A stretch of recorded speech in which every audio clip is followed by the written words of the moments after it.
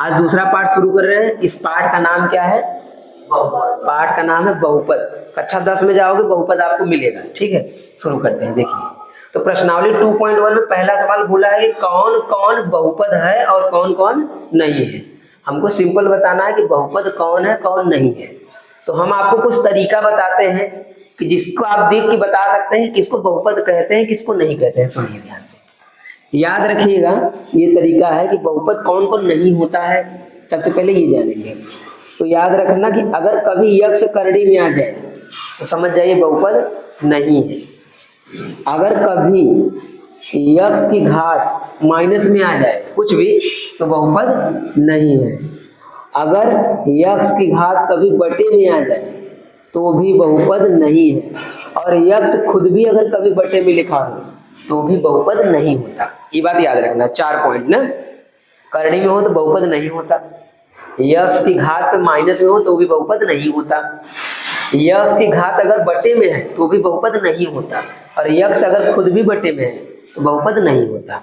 तो इतना चीज को हम जानते रहेंगे कि बहुपद नहीं होता। ठीक, इससे आपको बड़ा आसान लगेगा समझने में और पहचानने में कि बहुपद कौन कौन नहीं होता। अच्छा, यक्ष का मतलब यक्ष ही नहीं है, वाई भी हो सकता है और जेड भी हो सकता है। जो भी चर राशि होता है, चर यक्ष वाई जेड में कुछ भी हो सकता है। ठीक है, अब यहाँ पे आते हैं। अब आप खुद बताइए ये पहला वाला बहुपद है कि नहीं है? बहुपद है। क्या है? तो लिख देंगे बहुपद है, लिख देंगे हाँ। ठीक है, पहला वाला बहुपद है। क्यों? क्योंकि इसमें यक्ष जो है करणी में नहीं है, यक्ष जो है बटे में नहीं है, घात माइनस में नहीं है, तो बहुपद है। अच्छा, ये वाला क्यों नहीं है? है। हमको दो से नहीं मतलब है, हमको किससे मतलब है? हमको यक्ष वाई जेड से ना मतलब है। तो बताइए क्या हमारा वाई करणी में है? हमारा वाई बटे में भी नहीं, तो हमारा वाई तो सही है। इसका मतलब ये भी बहुपद है। हाँ, ठीक, आगे बढ़ते हैं। ये बहुपद नहीं है। क्यों नहीं है? क्योंकि टी किस में चला गया है? करणी में। टी करणी में नहीं होना चाहिए था, तो लिखेंगे बहुपद नहीं है, तो नहीं लिख देंगे।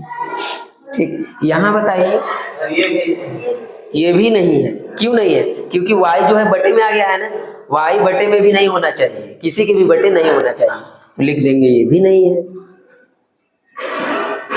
ठीक, आगे क्या ये बहुपद है? ये है बहुपद। ठीक है ना, ये बहुपद है, लिखेंगे हाँ। तो देखो एकदम आसान था, केवल आपको देख के बताना था कौन बहुपद है और कौन बहुपद, खत्म। ठीक है, चलिए इसके बाद दूसरा देखते हैं, उसको वहां से रोक देना। देखिए, सुनिए ध्यान से सवाल को ना। सवाल में बोल रहा है कि यक्ष स्क्वायर का गुणांक लिखिए। यक्ष स्क्वायर का गुणांक लिखिए अगर पूछ रहा है सवाल में, तो सवाल में और भी कुछ पूछ सकता था।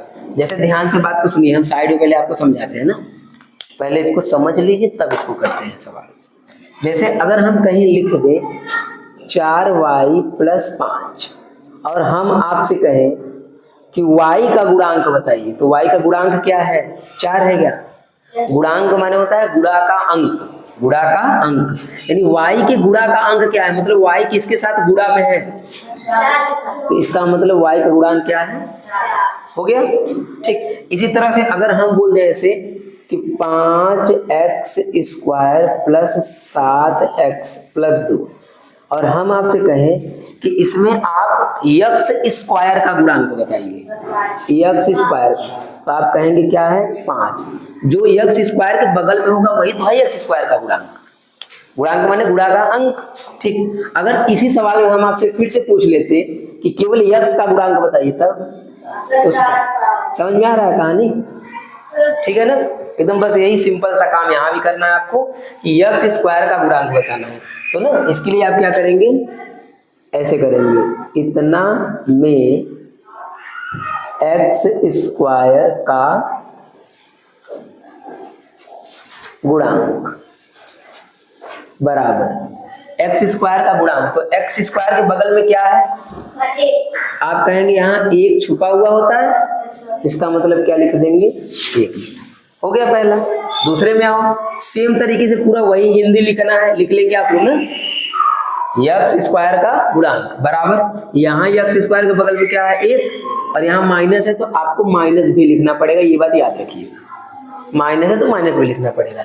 सेम हिंदी यहाँ भी वही लिखेंगे, सेम हिंदी यहाँ भी वही लिखेंगे। यक्स स्क्वायर का गुणांक क्या है पाई बटे में 2, इसको पाई पढ़ते हैं। क्या पढ़ते हैं पाई। पाई को अभी हो सकता है आपने 8 तक देखा होगा ना, 8 में भी देखा होगा पाई, 8 में भी है पाई बटे 2। और इसका यक्स स्क्वायर का गुणांक क्या है? आप कहेंगे कि यहाँ यक्स स्क्वायर है ही नहीं, तो बताएं कहाँ से? तो याद रखिएगा जहां नहीं होता वहां पे क्या मान लिया जाता है 0। क्यों जानते हो? इसका भी कारण है। कारण ये है ना कि जैसे यहाँ यक्स है तो यक्स स्क्वायर है कहाँ, तो हम ये मानते हैं कि 0x स्क्वायर छुपा हुआ होता है, 0x स्क्वायर छुपा हुआ होता है। ऐसा क्यों होता है? क्योंकि 0 में जब इसका गुणा करोगे ये तो फिर वही बन जाएगा ना, तो इसलिए ऐसा मान लिया जाता है। तो या तो आप याद रखिए कि जिसका पूछा है वो इसमें नहीं है तो 0 होगा, और नहीं है तो ऐसे समझ लो कि ऐसे भी लिख सकते हैं। तो इसी को देख के यहाँ पे क्या लिख दिया जाता है 0। ठीक है, सिंपल आप याद रखिए, जिसका पूछेगा अगर वो नहीं है तो सीधा सीधा 0 लिख देंगे, काम खत्म। ठीक है, लिख लीजिए।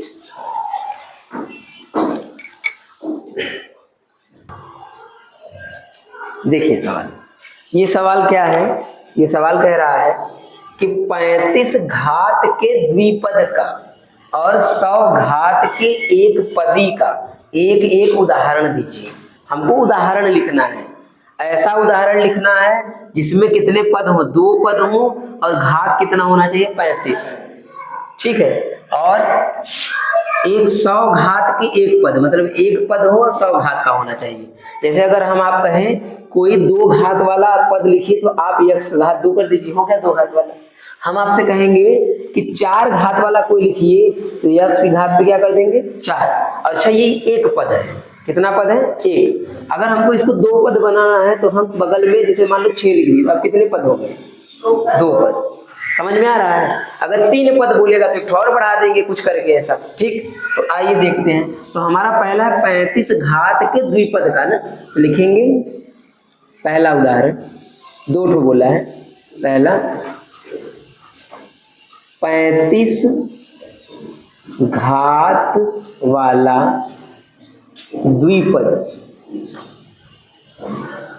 35 घात वाला द्विपद। तो ऐसा लीजिए कि घात 35 हो जाए, तो हम कहेंगे यक्स के ऊपर क्या ले लेंगे 35। अच्छा, आप यक्स की जगह पे y भी ले सकते हैं, यक्स की जगह पे t भी ले सकते हैं, कुछ भी ले सकते हैं। एक ABCD का अक्षर लेना है हमको। ठीक है, 35 हो गया और कितना पद है 2 ठो, तो हम बगल में अपने मन से चाहे जो ले ले, जो हमारा मन करे, जिसमें 2 पद दिखने लगे। 2 पद हो गया, तो हो गया 35 घात वाला, 35 घात वाला हो गया, और 2 पद है तो 2 पद बन गया। ठीक है, समझ में आ गया? अच्छा, दूसरा वाला क्या बोल रहा है? 100 घात के एक पदी का ना, दूसरा 100 घात वाला एक पद, 100 घात वाला एक पद क्या होगा? 100 घात वाला, तो यक्स के ऊपर क्या लिख दिया जाए 100। बस, हो सकता है कि आपका उत्तर कुछ और दिया हो, हम कुछ और लिखे, उससे कोई मतलब नहीं। ठीक है, हो गया, बस काम खत्म, इतना ही करना था। अच्छा, यहाँ पे आइए, ये वाला क्वेश्चन समझिए। इस प्रश्न में बोल रहा है कि बहुपद की घात लिखिए। तो याद रखना, जो घात लिखा जाता है, घात उसी को लिखते हैं जो सबसे बड़ा घात होता है। जैसे आप कहेंगे यहाँ यक्स की घात क्या है 1 छुपा हुआ है ना, यहाँ यक्स की घात कितना है 2, और यहाँ यक्स की घात कितना है 3। तो बहुपद के जब घात बताते हैं ना, तो पहला बात ये याद रखिए, हमेशा यक्स वाई और जेड जो होता है उसी का घात बताते हैं, यक्स का या वाई का या जेड का, वही घात बताना है, दूसरा नहीं बताना है। ठीक, तो हमारा यक्स का घात 3 है, सबसे बड़ा, तो जो सबसे बड़ा घात होगा वही घात होगा। तो हम लिखेंगे सिंपल यहाँ घात बराबर 3 हो गया। अब इस बहुपद में घात क्या है, तो आप कहेंगे यहाँ है घात बराबर में 2। यहाँ पे घात क्या है 1, 5 कहाँ है ये ऊपर है ना, एक इसके घात तो ऊपर छुपा होता है, तो घात यहाँ पे हो जाएगा आपका घात बराबर में 1। और इसका घात क्या होगा, क्या आप बता सकते हैं? इसका घात क्या होगा? 1। लेकिन हमने आपसे कहा या x की घात बताते हैं या y की घात बताते हैं। आप तो हमको लग रहा है कि 3 की घात बता रहे हैं। 3 की घात नहीं बताना है ना, ध्यान देना है। सुनिए, अच्छा एक बात शायद आप लोग जानते होंगे या नहीं जानते हैं तो आज जान लीजिए कि अगर किसी के ऊपर घात 0 हो जाता है तो उसका मान क्या होता है, जानते हो? क्या आपको पता है? किसी की भी घात अगर 0 आ जाए तो उसका मान क्या होता है? 1। तो क्या हम ऐसा इसको लिख सकते हैं क्या, ये चीज x की घात पे लिख सकते हैं कि नहीं लिख सकते हैं? क्योंकि ये 1 बन जाएगा और 1 से 3 में गुणा करेंगे तो क्या हो जाएगा? 3 ही आ जाएगा, यानी सही लिखा है ना। या हम y की घात पर भी 0 लिख सकते थे। तो इसका मतलब चाहे आप जो भी लिखिए आपको ये समझ में आएगा कि यहाँ जो घात होगा वो क्या होगा? 0 होगा। ये तो रहा बताने का तरीका, मतलब समझने वाला तरीका। लेकिन चाहो तो ऐसे याद कर सकते हो कि अगर हमको घात बताना है, न उसमें x है न y है न z है, तो हम सीधा 0 लिख देंगे ना। अगर न x है न y है न z है तो हम 0 लिख देंगे।